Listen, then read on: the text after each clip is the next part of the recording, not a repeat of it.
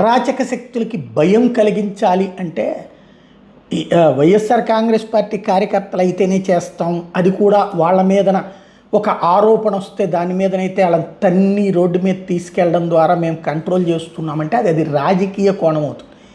నిజమైన అరాచక శక్తులు మొన్న గంజాయి వాళ్ళని పట్టుకుని బాధారు, గుడ్. గంజాయి అమ్మేటటువంటి వాళ్ళని అలా తన్ని తీసుకెళ్ళడం కరెక్ట్. ఇప్పుడు మొన్న ఎవడు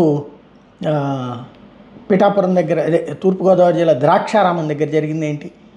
వాణ్ణి తన్ని తీసుకెళ్ళాలి కదా, వాణ్ణి ఊరంతా తిప్పాలి కదా. ఎందుకని? ద్రాక్షారామంలో శివలింగాన్ని ధ్వంసం చేసినటువంటి వాడు అసలు బ్రతకడానికి అర్హుడు అంటే నా దృష్టిలో అనర్హుడు.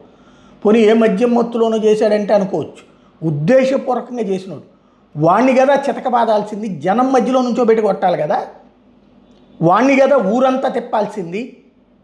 అట్లాగే ఇప్పుడు గోవిందరాజస్వామి ఆలయం కొండపై, అదే ఆ గోపురం పైకి ఎక్కేసేసి మందు కోసం 90 ml కావాలంటూ 3 గంటల పాటు రచ్చరచ్చ చేసినటువంటి ఓ దరిద్రుడు.